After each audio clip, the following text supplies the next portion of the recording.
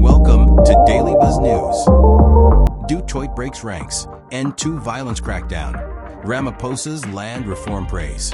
It is time for all South Africans to rally against the criminality and corruption that is engulfing our society. Unfortunately, our government is too feeble and too infiltrated by criminals and thieves to save us.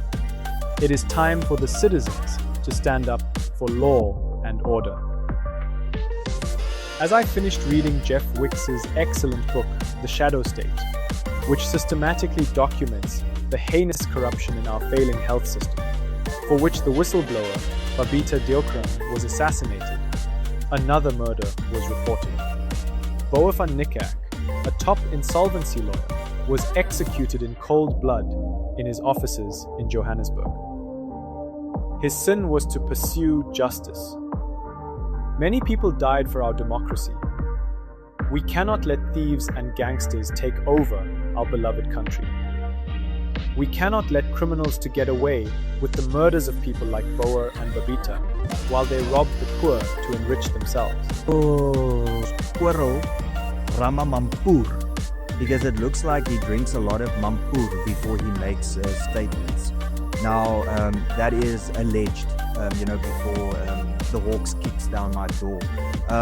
What I want to say on that is, imagine for a second, you take the worst possible country as an example when you want to talk about land reform. Now, it is quite clear that the fast-track land reform that was implemented by Robert Mugabe was a complete and utter failure for Zimbabwe. In actual fact, it took a country that was on the up and up with the agricultural sector and turning them from a bread basket of South Africa to the basket case of South Africa. And that happened over the course of 5 to 6 years because of these fast-track land reform policies where thousands of farmers' lands were taken away from them. And now people are saying, and what gets to me with regards to this is Cyril Ramaphosa praised what Zimbabwe did. Now, don't get confused, because a lot of people are saying you are misunderstanding what he was talking about is he's praising them rebuilding the agricultural sector. No.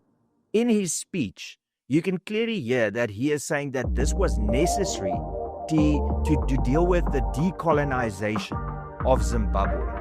So in essence, the president of South Africa has praised Zimbabwe for causing record inflation in a country where it reached the point where violence and human rights abuses was an everyday occurrence. This is what Cyril Ramaphosa is praising. The decline in agricultural production leading to starvation. This is what Squirrel Ramaphosa is praising. Then the economic collapse, 40% retraction in the economy. This is what Cyril Ramaphosa is praising. Job losses, just in the agricultural sector alone. That fast-track land reform policy that Squirrel Ramaphosa is praising cost 300 to 500,000 jobs. And this is what Cyril Ramaphosa is praising. Then, of course, they talk about the social inequality in the country and how it needed to redress the issues of the past. Well, please explain to me, for the first 15 years after that policy that Squirrel is praising, how did it benefit Zimbabwe? It didn't. It caused a massive economic retraction. It caused human rights violations and abuses. It caused land being stolen. It caused Zimbabwe to go into starvation. And ultimately, who are the beneficiaries of this land reform? Well, 40% of the land went to ZANU-PF loyalists. Now, I'm assuming the reason that Cyril Ramaphosa is praising this is because, hey, the ANC cadres have got to eat and they're looking forward to getting their parcels of land. Because who's not going to benefit if this had to be implemented in South Africa? The poorest of the poor. The people that are in actual fact landless. Those individuals won't benefit of this. It'll be, once again, the connected few that will benefit, whilst the majority of people that have never had land, they aren't the ones that will be getting it. A big part of the challenge at the moment is the state of the boundary fences. The road reserve has fences at the back, and those are severely vandalized. And so turnoffs at the R300 and several other points allow for ready access to the freeway. Way too many people moving onto the freeway to effectively control through enforcement. And this is a problem that myself and the city has been fighting with national government about, because these are national roads for more than a decade. It's at the point now where Mayor Hill Lewis is working and talking to the Premier about using, again, city funding to spend an enormous amount of money to replace those walls with substantial concrete barrier walls to prevent incursion into the road and to minimize the risk. Secondly is that this should be a lead agency issue for SAPS. We are not responsible for crime prevention, essentially. This is something SAPS should be taking the lead on, and it frustrates me a bit to the extent that that's not happening. That said, I'm definitely not going to hide behind other people's responsibilities. We never do. And so on the N2, R300, N7, N1, we have a substantial additional daily deployment now. We've got 30 to 40 staff every day, depending on the requirements and whatever else is happening. That's not even including the additional deployment on Baden-Powell and around Malibongwe.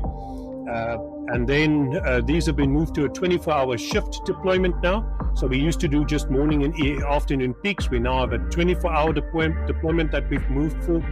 And on Wednesday, when we launch our 5 officers per ward, we will also be launching 44 extra officers that we've been working on training and developing and recruiting for the last 3 years. So this is not something we decided to do in response to an interview or to a recent crisis. We've been preparing for these additional staff deployments for some time. 44 extra officers, 40 constables and 4 sergeants will hit the road on Wednesday. So we've been trying to bolster the presence of police a lot. And if I can tell you, for instance, at the moment, that allows us to assist 1,200 vehicles in 3 months. In the last 3 months, around 400 vehicles a month. It's actually 300 in June, around 300 in July, and just under 600 in August, of vehicles that break down or become stationary, where we rush to their aid to prevent them from becoming statistics. And unfortunately, that is not an infallible process, so we've had 1 or 2 notable failures, and where we have not gotten to them in time, sometimes the criminals have.